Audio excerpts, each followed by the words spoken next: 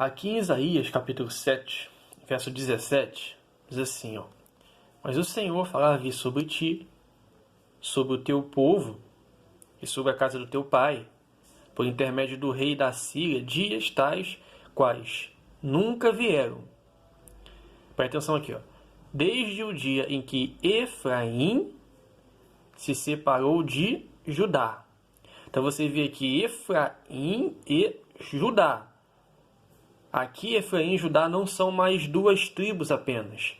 Aqui Efraim e Judá são dois reinos.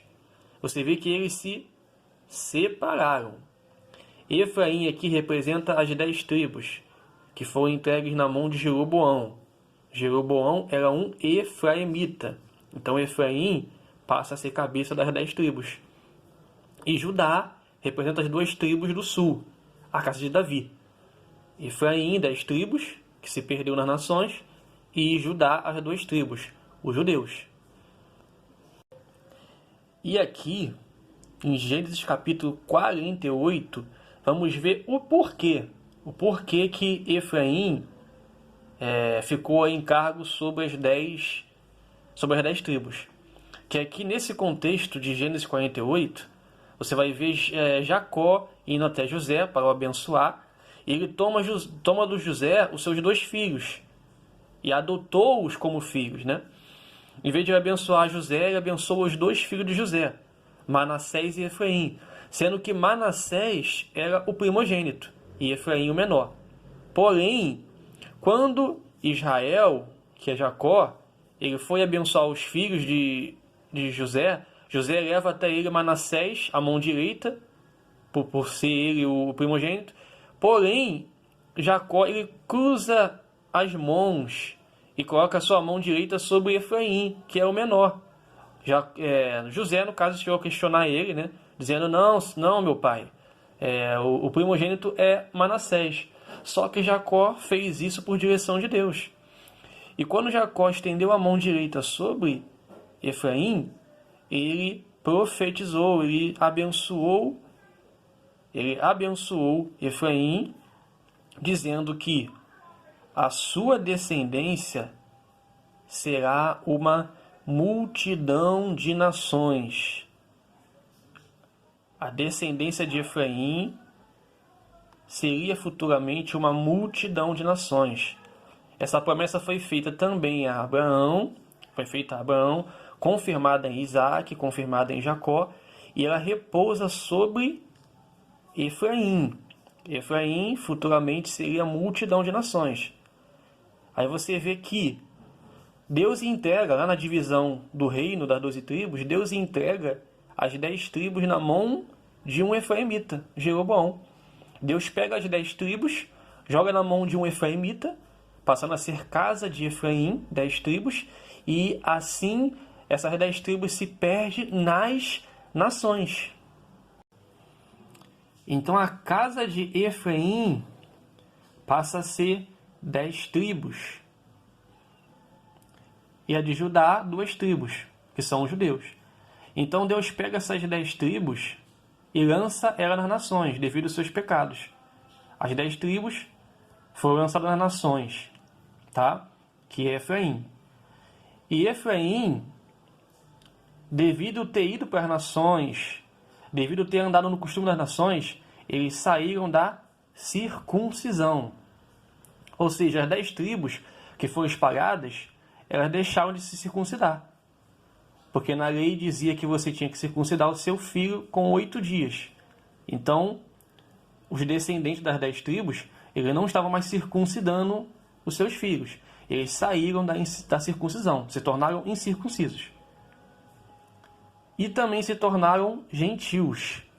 As 10 tribos, Efraim, se tornou gentios. Porém, nos profetas, nós vemos que o Senhor vai restaurar. O Senhor vai restaurar as 10 tribos. Ou seja, as 10 tribos irá retornar ao Senhor. Ok? E na profecia diz que as 10 tribos, que o Efraim no caso, ele será futuramente multidão de nações. Então as multidões de nações que vão vir ao Senhor virão por intermédio de quem? De Efraim. Deus espalha as 10 tribos nas nações, as 10 tribos morrem nas nações, se tornam incircuncisos, se tornam gentios, e Deus chama os gentios, e os gentios eles vêm por meio de Efraim. Se você pesquisar, Efraim, que no caso era antes uma das 10 tribos, existia no templo de Jerusalém uma porta, existia 12 portas, e uma das portas era Efraim. E nessa porta de Efraim entravam os gentios. E é por meio de Efraim que os gentios vão entrar, através de Cristo. E esse é o mistério que Paulo fala nas suas cartas. O mistério dos gentios. Os gentios que são enxertados na oliveira, através de Efraim. Continuando o outro vídeo que fiz, aqui em Gálatas capítulo 3, no verso 8, olha o que está escrito. Tendo a Escritura previsto, a Escritura previu, que Deus justificaria pela fé os gentios, preanunciou o Evangelho a Abraão. Ou seja, o Evangelho foi pregado a Abraão. O Evangelho que veio por meio de Cristo foi anunciado, pré-anunciado a Abraão, dizendo: em ti serão abençoados todos os povos, ou seja, todas as nações. As nações, os gentios, serão abençoados em ti. Diz aqui, de modo que os que são da fé são abençoados com o crente Abraão. Aí aqui no verso 14 vai dizer que para que a bênção de Abraão chegasse aos gentios em Cristo Jesus, a fim de que recebêssemos pela fé o Espírito prometido. Que você vê que a Escritura preanunciou a Abraão o Evangelho. Tá?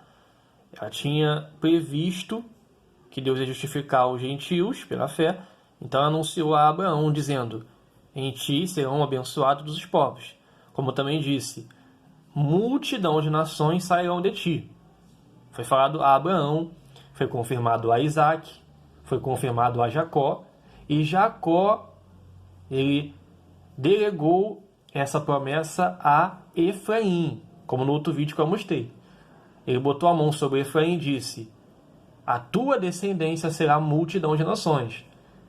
A Efraim. Aí você vê que Deus entrega as 10 tribos de Israel na mão de um efraimita, Jeroboão. Então ficou em encargo de Efraim as 10 tribos, que não por coincidência foi jogada nas nações, tá? Nas nações, e as nações voltam ao Senhor através da restauração das 10 tribos. Aqui, ó,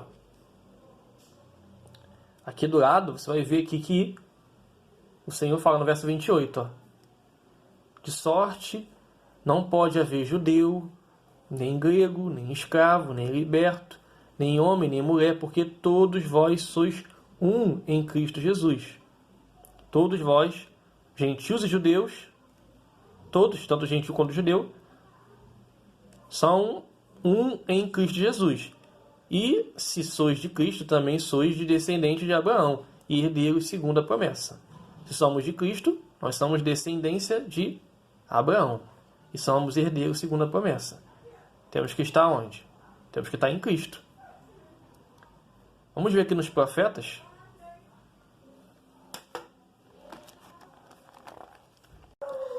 Aqui em Oséias capítulo 5. Oséias capítulo 5. Você pode olhar esse contexto aqui, de Oséias 5, tá? Você vai ver que aqui no finalzinho está falando de Efraim e de Judá. Falando que Efraim e Judá, eles estavam sendo castigados pelo Senhor por causa dos seus pecados. Aqui nesse contexto você vai ver que Efraim e Judá, eles estavam pecando contra o Senhor, sendo castigados. Aqui no verso 13, quando Efraim viu sua enfermidade e Judá sua chaga, subiu Efraim a Síria, se dirigiu ao rei principal, que o acudisse, mas ele não pôde curá-lo, nem sarar sua chaga. Porque para Efraim seria como um leão e como um leãozinho para a casa de Judá.